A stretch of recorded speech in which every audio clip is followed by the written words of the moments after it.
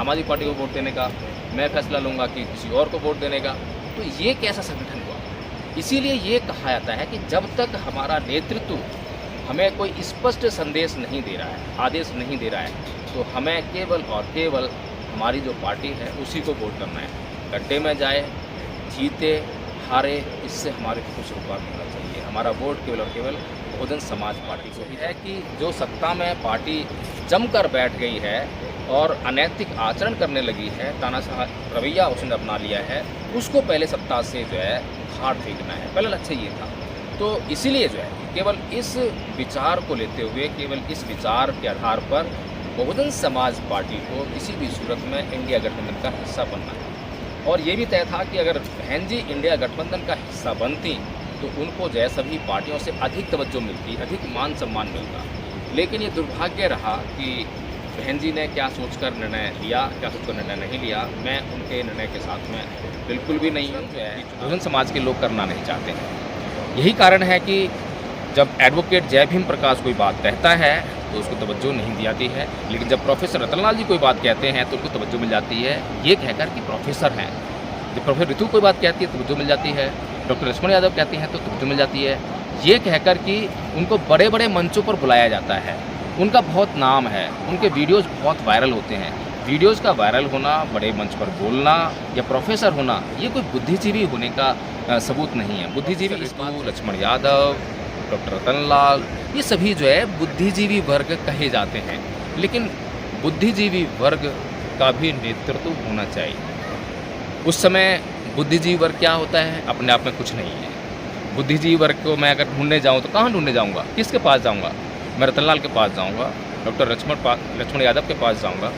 तो अब डॉक्टर लक्ष्मण यादव बुद्धिजीवी वर्ग है या रतनलाल बुद्धिजीवी वर्ग है? दोनों की स्टेटमेंट अलग हैं, दोनों के उद्देश्य अलग अलग हैं, दोनों के बैकग्राउंड अलग है कि आज जो है बहुजन समाज के अंदर छटपटाहट देखी जा रही है, छटपटा रहा है, बहुत बुरे से तिलमिला रहा है।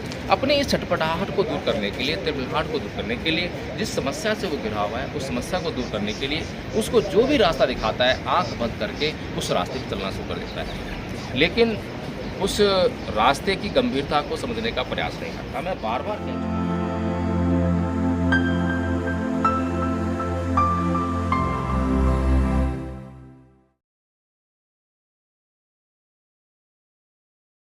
जय भीम, नमो साथियों, चुनाव ख़त्म हो गए हैं और जैसा कि मैं अक्सर करता हूं कि चुनाव के बाद बहुजन समाज और बहुजन समाज के चल रहे आंदोलनों की समीक्षा, चर्चा अवश्य करता हूं और पूरी ईमानदारी से करता हूं। यहाँ पर मैं जब भी बात करता हूं, सच्चाई की बात करता हूं, यथार्थ की बात करता हूं और व्यवहारिकता की बात करता हूं। हालांकि बहुजन समाज के लोग भी जिस तरह से दूसरों पर आरोप लगाते हैं, प्रत्यारोप करते हैं, मनुवादी चिल्लाकर मनुवादियों को गाली देने का काम करते हैं, उनको अंधभक्त कहने का काम करते हैं और लगातार यह बताने का काम करते हैं कि उनका तर्क, बुद्धि और व्यवहारिकता से कोई लेना नहीं है। इसी प्रकार साथियों, मैंने तमाम वीडियो बनाए हैं और उनमें बहुजन समाज का व्यवहारिकता के आधार पर मार्गदर्शन करने का हर संभव प्रयास किया है। लेकिन ये विडंबना है कि बहुजन समाज में भी उसी प्रकार के अंधभक्त पाए जाते हैं, जिस प्रकार के अंधभक्त बीजेपी में, आरएसएस में, हिंदू धर्म के लोग या अन्य किसी भी धर्म से चुके हुए लोग जो कि सत्य को सुनना बिल्कुल पसंद नहीं करते हैं। बहुजन समाज के जो आंदोलनकारी कहे जाने वाले लोग, तथाकथित आंदोलनकारी लोग, वे भी इसी प्रकार के हैं। वे भी सत्य को सुनना पसंद नहीं करते और यदि उनके सामने सत्य बोल दो तो आपकी कड़ी आलोचना करने लग जाएंगे। साथियों, मैं बात करूंगा आज बहुजन समाज के मिशन मूवमेंट पर, जिस प्रकार की मैं पहले भी चर्चा कर चुका हूं कि बहुजन समाज का जो बुद्धिजीवी वर्ग है उसके कंधों पर एक बहुत बड़ी जिम्मेदारी है। उसके ऊपर ये जिम्मेदारी है कि वो बहुजन समाज का नेतृत्व करे, बहुजन समाज को संविधान को लागू करने में मदद करे, संविधान को देश में लागू कैसे किया जाए उसकी एक निश्चित योजना बनाए। यह जिम्मेदारी बुद्धिजीवी वर्ग पर है। लेकिन बहुजन समाज का बुद्धिजीवी वर्ग क्या कर रहा है? मैं शुरुआत करूंगा डॉक्टर प्रोफेसर ऋतु से। उन्होंने दिल्ली विश्वविद्यालय में अपनी नौकरी के लिए आंदोलन किया। हालांकि वे कहती रही कि मेरी नौकरी के लिए आंदोलन नहीं है, समाज के लिए आंदोलन है।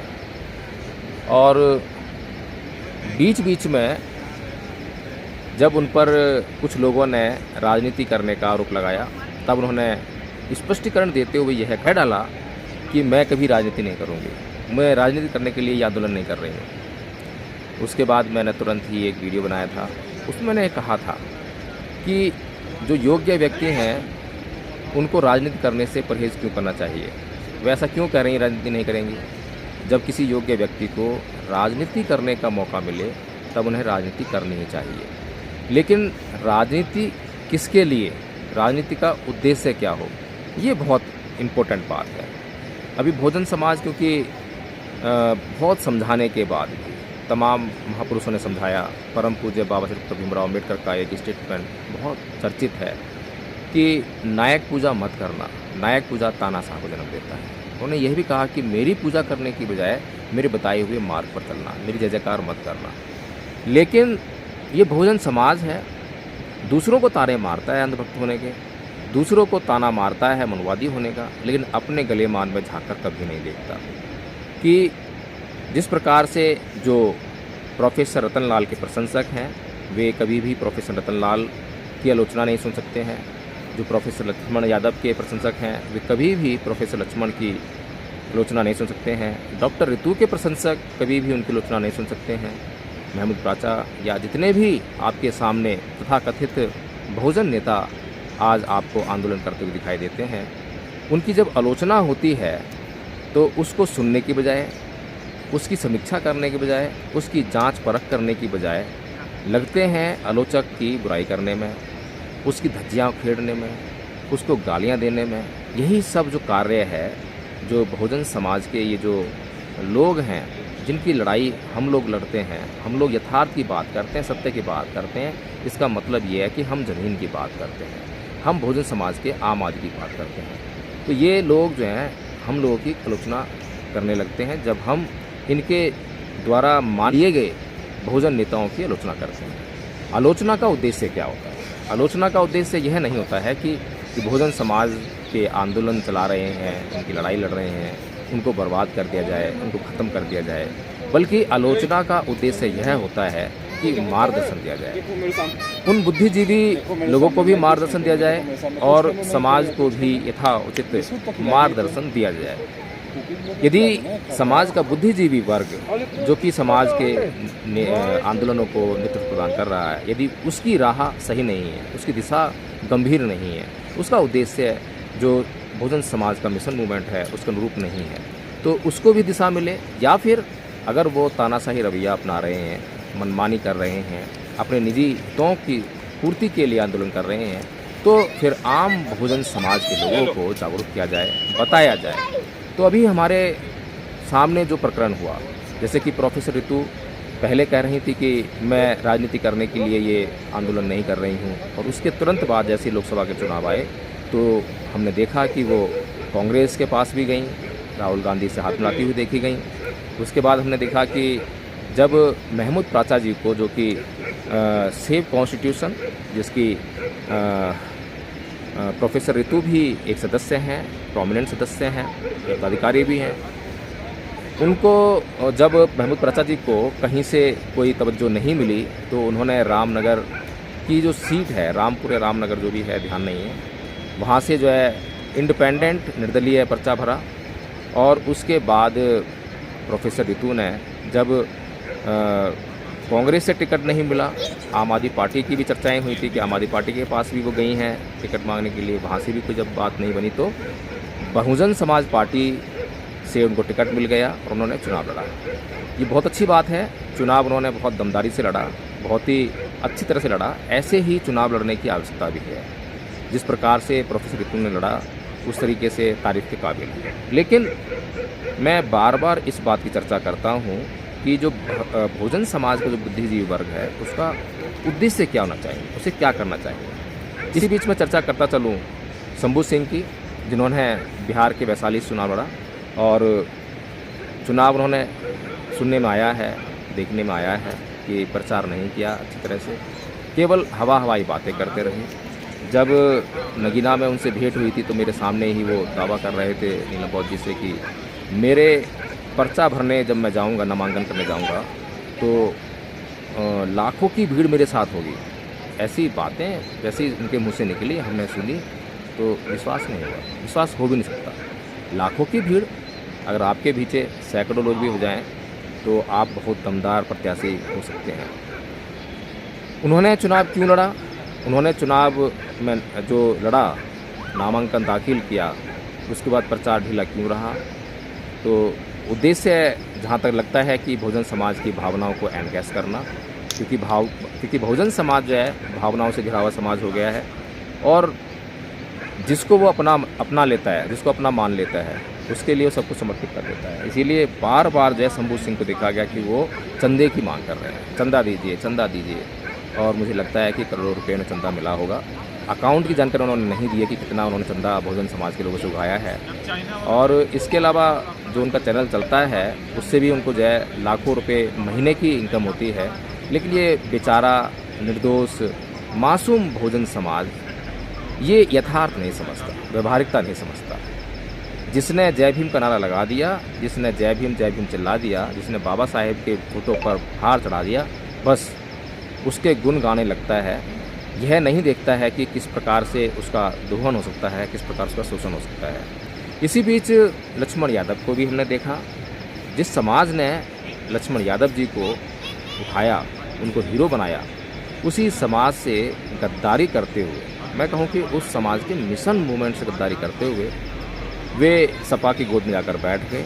और जैसा कि मैं पहले से ही बहुजन समाज को आगाह कर रहा था कि ये जो जब सड़कें सुनसान हो जाती हैं तो संसद आवारा हो जाती है, ये स्टेटमेंट जो है परम पूज्य बाबा डॉक्टर भीमराव अम्बेडकर की विचारधारा का स्टेटमेंट नहीं है। ये राम मनोहर लोहिया जी की विचारधारा का स्टेटमेंट है। और राम मनोहर लोहिया जी की विचारधारा को आगे बढ़ाने का काम या उनकी तस्वीर लगाने का काम जो है समाजवादी पार्टी करती है। बाबा साहब डॉक्टर भीमराव अम्बेडकर का जो मार्गदर्शन है वो ये है कि जब संसद आवारा हो जाए तो आपको वोट का अधिकार मिल गया है, अपने वोट के अधिकार से, अपने वोट के कीमत से जो है आप उस संसद के आवारापन को दूर कर देना। लेकिन बार बार समझाने के बाद, क्योंकि अब जो लोग लक्ष्मण यादव को बहुत तवज्जो देते हैं, उनके वीडियोस देखते हैं, उनके प्रशंसक हैं, उनको मेरी बात बहुत बुरी लगेगी, मेरी बात को जो है वो कभी भी नहीं चाहेंगे। लेकिन जब प्रशंसक हो जाता है तो वो अंधभक्त हो जाता है।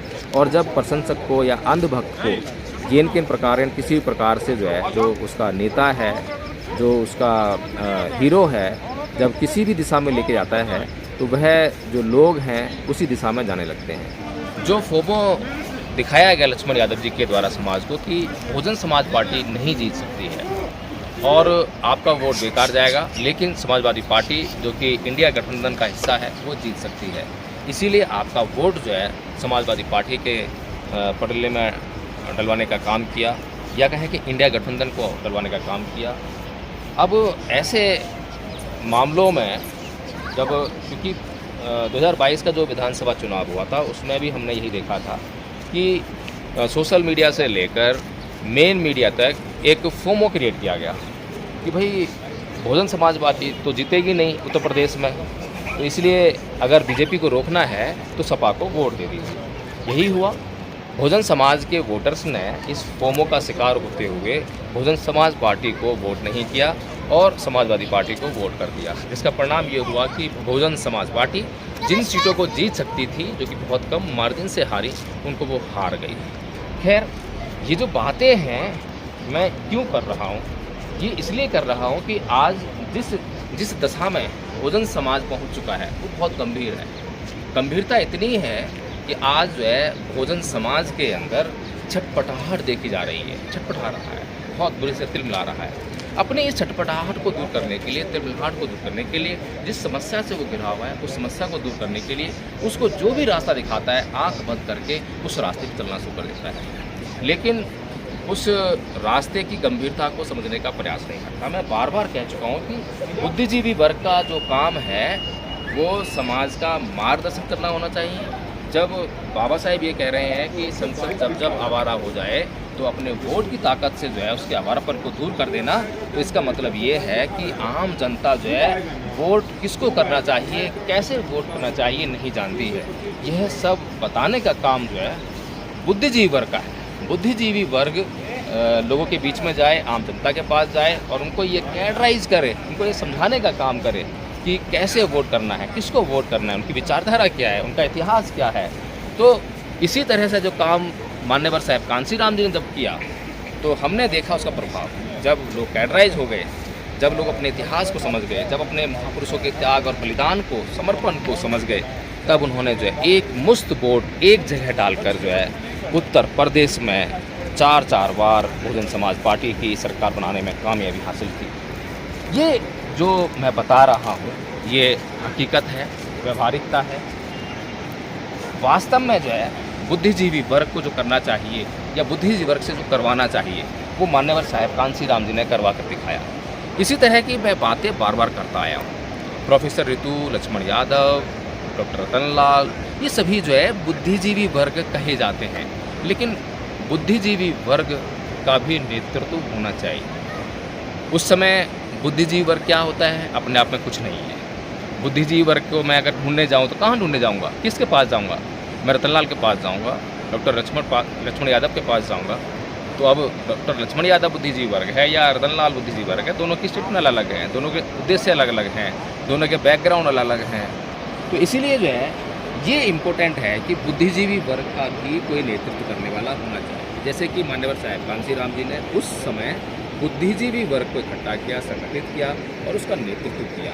इसी प्रकार आज अगर मैं बात करूं, पहले भी मैं कई बार बात कर चुका हूं, लेकिन प्रॉब्लम यह है कि बहुजन समाज की बीमारी है कि वो हीरोज़ को तवज्जो देता है, आम आदमी या किसी की भी स्टेटमेंट को सुनकर उसकी जांच नहीं करता है। क्योंकि जांच करना, जो जांच करने वाली संस्कृति है उससे भी बहुजन समाज बहुत दूर है। और जो मानने वाली संस्कृति, जो कि मनुवादी संस्कृति है, ब्राह्मण संस्कृति है, बेशक कहने के लिए उन्होंने जो है हिंदू धर्म छोड़ दिया है, लेकिन अभी भी संस्कृति वही है, मानने वाली संस्कृति है। इसीलिए आज भी वह जांच नहीं करता है। अगर एडवोकेट जय भीम प्रकाश कोई बात कह रहा है तो थोड़ी सी मशक्क़त कर लें, थोड़ी तकलीफ उठा लें और जय भीम प्रकाश की बात थोड़ी जांच कर लें, थोड़ी स्टडी कर लें। ऐसा श्रम जो है बहुजन समाज के लोग करना नहीं चाहते हैं। यही कारण है कि जब एडवोकेट जय भीम प्रकाश कोई बात कहता है तो उसको तवज्जो नहीं दी जाती है, लेकिन जब प्रोफेसर रतन लाल जी कोई बात कहते हैं तो उनको तवज्जो मिल जाती है, ये कहकर कि प्रोफेसर हैं। जब प्रोफेसर ऋतु कोई बात कहती है तो तवज्जो मिल जाती है, डॉक्टर लक्ष्मण यादव कहते हैं तो तवज्जो मिल जाती है, ये कहकर कि उनको बड़े बड़े मंचों पर बुलाया जाता है, उनका बहुत नाम है, उनके वीडियोज़ बहुत वायरल होते हैं। वीडियोज़ का वायरल होना, बड़े मंच पर बोलना या प्रोफेसर होना, ये कोई बुद्धिजीवी होने का सबूत नहीं है। बुद्धिजीवी इस बात से हैं कि उन्होंने जो है शैक्षिक योग्यता हासिल करके उस मुकाम को हासिल किया है। इस मायने में बुद्धिजीवी वर्ग है। एक बुद्धिजीवी वर्ग होने का एक कसौटी और है कि उसको दूरदृष्टा होना चाहिए, उसको एक वेल प्लानर होना चाहिए, नीतिवान होना चाहिए। तो साथियों, यहाँ पर जो है मैं पहले ही कह चुका हूँ, ये जो हमारे डॉक्टर लक्ष्मण यादव जी हैं, हमारी प्रोफेसर ऋतु जी हैं या प्राचा जी हैं या फिर जो भी तमाम, अभी भानु प्रताप जी का हमने जिक्र किया, करना भूल गए यहाँ पर जो है, और सपा की गोद में जाके बैठे थे, टिकट भी मिला, बाद में टिकट कैंसिल हो गया। तो मिशन मूवमेंट क्या था, क्या उद्देश्य था? क्या समाजवादी पार्टी बहुजन समाज के मिशन मूवमेंट को लेकर चल रही है? क्या उनकी विचारधारा वही है? क्या जो कांग्रेस के पास प्रोफेसर ऋतु या आम आदमी पार्टी के पास प्रोफेसर ऋतु टिकट मांगने गई, तो क्या वो उनकी विचारधारा को, बहुजन समाज पार्टी की विचारधारा को लेकर चल रही है, बहुजन समाज के मिशन मूवमेंट को लेकर चल रही है? क्या महमूद प्राचा जो हैं जब नेतृत्व चुनाव लड़ते हैं तो क्या उनका मिशन मूवमेंट यही है? साथियों, इस चुनाव में मैंने बार बार कहा कि आपका कुछ भी बनने वाला नहीं है, बिगड़ने वाला तो बहुत कुछ है, खतरे में तो बहुत कुछ आ चुका है, लेकिन उस खतरे से निकलने के लिए आपको एक सख्त प्लानिंग की ज़रूरत पड़ेगी, बहुत गंभीर योजना की ज़रूरत पड़ेगी। आरएसएस को आप देखिए, 1925 में उन्होंने अपना निर्माण किया और 1977-78 तक उनकी कोई पार्टी नहीं है। मैं बार बार बता चुका हूँ आपको, जो उन्होंने राजनीति तरफ मुँह करके भी नहीं देखा, राजनीति से काम लिया, लेकिन उन्होंने राजनीति अपने आप से डायरेक्ट नहीं की। 1977-78 में पहली बार जो है जनसंघ अस्तित्व में आया और उसके बाद बीजेपी आई। 2014 में वे पहली बार सत्ता में आए, पहली बार सत्ता मतलब पहली बार फुल फ्लैश सत्ता में आए। तो 1925 से लेकर 2014 तक लगभग 100 साल का उनका लंबा गंभीर संघर्ष रहा, जिसमें बहुत सारे उनके लोगों ने, कार्यकर्ताओं ने बहुत ज़्यादा त्याग किया, बलिदान किया, अपने घर छोड़े, परिवार छोड़े, शादी नहीं की, जब जाकर उनको ये मुकाम हासिल हुआ। लेकिन बहुजन समाज सोचता है कि एसी के कमरों में बैठकर बिना लोगों को समझाए, उन लोगों को कैडराइज़ किए, बिना संगठित हुए, वो जो हैं ये बहुत जल्दी सत्ता पा लेंगे, संविधान को बचा लेंगे। संविधान का नाम लेते ही बाबा साहेब का जो नाम है उनके दिमागों में कौंधने पड़ता है, तस्वीर बाबा साहेब की उनके दिमाग में छाने लगती है और वे भावनाओं से गिर जाते हैं। संविधान का नाम लेकर आज जो भी संगठन चलाना चाहता है आराम चला सकता है। अभी मैं इस पर गंभीर चर्चा बाद में करूँगा संविधान के ऊपर, लेकिन कुल मिलाकर यही है साथियों कि ये जो लोकसभा का चुनाव हुआ, रिजल्ट क्या होगा मुझे नहीं मालूम है, लेकिन इंडिया गठबंधन जो है बहुजन समाज पार्टी के अभाव में, उसके शामिल ना होने के कारण बहुत कमज़ोर पड़ गया, क्योंकि बहन जी के पास जो बहुजन समाज पूरे देश का है उसकी एक बहुत बड़ी ताकत उनके पास थी, जो कि उन्होंने इंडिया गठबंधन में शामिल ना होने का जो निर्णय किया, मेरे दृष्टि से वो गलत था, सरासर गलत था। इस समय अगर वास्तव में पहला उद्देश्य बीजेपी को रोकना था तो इंडिया गठबंधन जब बन रहा है, एक सत्ता में जो पार्टी है उसको सत्ता से बाहर करना है, तो आपको गठबंधन बहुत जरूरी होता है। आपको जो है दूसरे लोगों से, जो कि विपक्ष जिसे कहते हैं, आप विपक्ष थे, आप जिन पार्टियों साथ में आ रहे हैं, कांग्रेस है, आम आदमी पार्टी है, समाजवादी पार्टी है या अन्य पार्टियां हैं, उनके साथ में आपकी विचारधारा क्या है क्या नहीं है वो अभी मायने नहीं रखती। अभी पहला लक्ष्य है कि जो सत्ता में पार्टी जमकर बैठ गई है और अनैतिक आचरण करने लगी है, तानाशाह रवैया उसने अपना लिया है, उसको पहले सत्ता से जो है हार फेंकना है। पहला लक्ष्य ये था। तो इसीलिए जो है केवल इस विचार को लेते हुए, केवल इस विचार के आधार पर बहुजन समाज पार्टी को किसी भी सूरत में इंडिया गठबंधन का हिस्सा बनना है। और ये भी तय था कि अगर बहन जी इंडिया गठबंधन का हिस्सा बनती तो उनको जो है सभी पार्टियों से अधिक तवज्जो मिलती, अधिक मान सम्मान मिलता। लेकिन ये दुर्भाग्य रहा कि बहन जी ने क्या सोचकर निर्णय लिया, क्या सोचकर निर्णय नहीं लिया, मैं उनके निर्णय के साथ में बिल्कुल भी नहीं हूँ। ये चुनाव खत्म हो चुका है और मैं अक्सर जो है जब चुनाव होते हैं तो चुनाव में सिर्फ मैं अपनी पार्टी यानी कि बहुजन समाज पार्टी, बहुजन समाज पार्टी की विचारधारा उसी की बात करता हूँ, उसके अलावा मैं कुछ नहीं करता हूँ। आपने पूरे चुनाव के दौरान जो मुझे देखा होगा कि केवल और केवल बीएसपी के लिए मैंने वोट मांगे हैं, वोट डलवाने का काम किया है, क्योंकि हमारे नेतृत्व ने हमें आदेश नहीं किया कि हमें कहाँ वोट करना है, हमें बीएसपी को छोड़कर इंडिया गठबंधन को वोट करना है या किसी और पार्टी को वोट करना है। ये हमारे सामने हमारे नेतृत्व का जो है बिल्कुल भी डिसीजन नहीं था। कुछ लोग बोलेंगे कि हमारा नेतृत्व जो है बहुत कमज़ोर है, वो फैसले लेने में सक्षम नहीं है, हो सकता है, बिल्कुल ठीक है। अभी अगर हमारा नेतृत्व कमज़ोर है तब क्या करा जाए? तो अपना फैसला लेंगे, आप फैसला लेंगे कांग्रेस को वोट देने का, आप फैसला लेंगे आम आदमी पार्टी को वोट देने का, मैं फैसला लूँगा कि किसी और को वोट देने का। तो ये कैसा संगठन हुआ?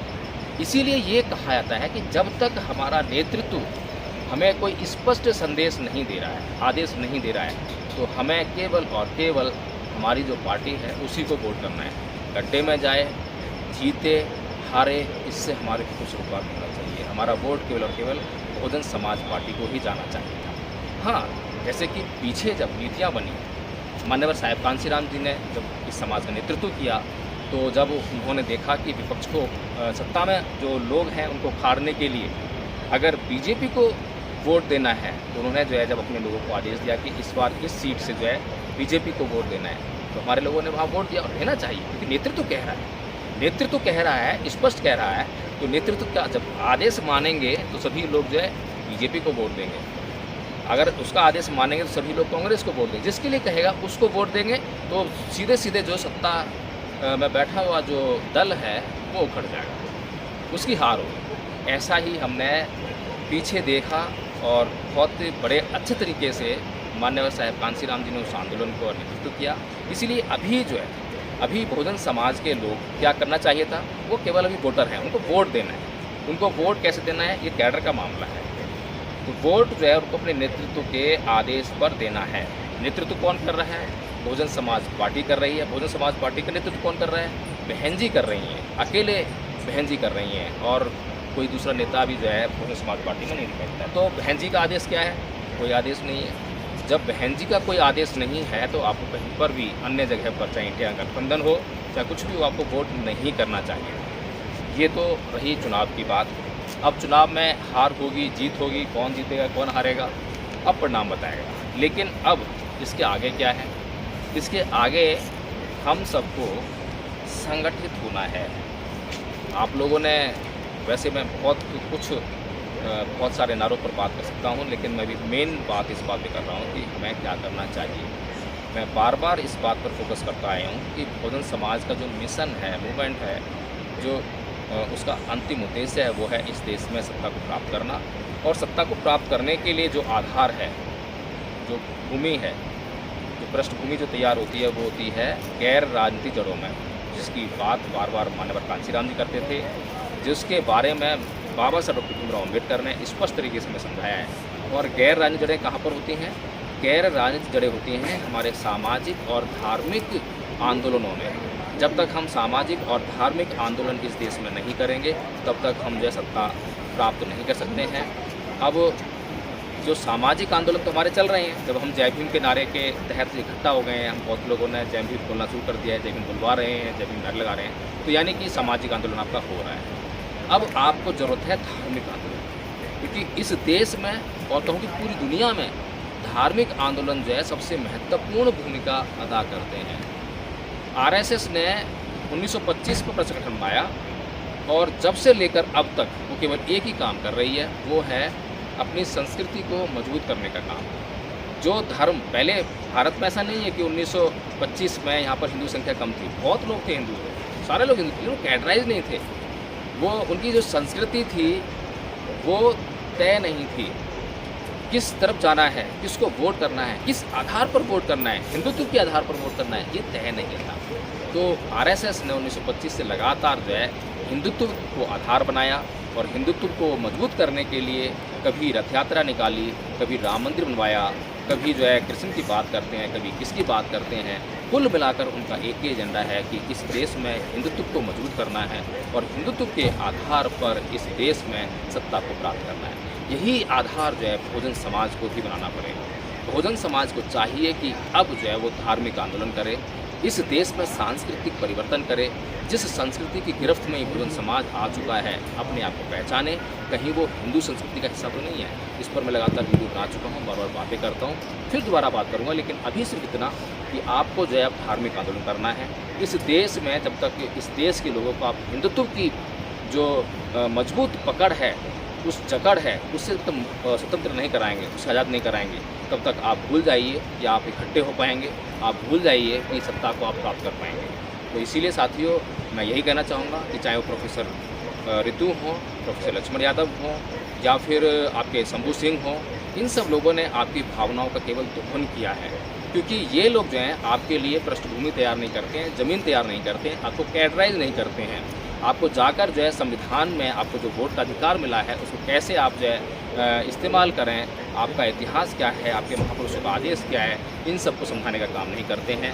तो साथियों, जो ये मैं बातें कर रहा हूँ, कैडर की जो बातें कर रहा हूँ, ये केवल मंच के माध्यम से पॉसिबल नहीं है, केवल जो है वीडियो बनाकर वायरल करने पॉसिबल नहीं है। इसको बड़ी गंभीरता से सोचना पड़ेगा, समझना पड़ेगा। मैं लगातार जो वीडियो बनाता हूँ, आपसे अपील करता हूँ कि मेरे जितने वीडियो हैं उनको बहुत गंभीरता से देखिए, सोचिए, जानिए। और मैं बार बार कहता हूँ कि एडवोकेट जय भीम प्रकाश की बात को मानने की कतई ज़रूरत नहीं है, बल्कि एडवोकेट जय भीम प्रकाश क्या कह रहा है उसकी बात को जांच कीजिए, अध्ययन कीजिए, स्टडी कीजिए, गंभीर अध्ययन कीजिए, सवाल कीजिए। बार बार मैं आमंत्रित करता हूँ, कभी मत मान लीजिए सीधे तौर पर कि हमारे महापुरुषों का आदेश है कि आप प्रश्न कीजिए, जाँच कीजिए। मानने की संस्कृति हमारी बिल्कुल भी नहीं है, हमारी संस्कृति है जानने की, और जानने के लिए मेहनत करनी पड़ती है, मानने में कुछ नहीं जाता है। और अब तक जो है आपको मेहनत करने की आदत नहीं थी, इसीलिए अब तक आपकी संस्कृति रही है मानने की रही है। आप मानने में बहुत सुविधा महसूस करते हैं, लेकिन जानने के लिए बहुत मेहनत करनी पड़ती है। साथियों, आप थोड़ी सी मेहनत कीजिए और एडवोकेट जय भीम प्रकाश क्या कह रहा है उसकी बातों में कितनी गंभीरता है, कितनी दूरदर्शिता है, उसको समझने का काम कीजिए। और धम्मपद संघ का निर्माण हो चुका है, पिछले 1 साल से काम कर रहा है, और धम्मपद संघ के माध्यम से जो सांस्कृतिक परिवर्तन का जो अभियान चलाया है बहुत ही तेज़ गति चल रहा है। अब तक जो है लगभग 35 आचार्य उसमें तैयार हो चुके हैं। 120 स्टूडेंट अभी विश्व अशांति निवारण स्कूल में प्रवेश लेकर जो अध्ययन कर रहे हैं। और इसको आप और गहराई से समझने का कार्य कीजिए। जो भी वीडियो आपके सामने आएगा उसको समझिए कि उसमें हम लोग क्या कर रहे हैं, क्या करना चाह रहे हैं। साथियों, अभी इस वीडियो में केवल इतना ही। जय भीम, नमो बुद्धाय।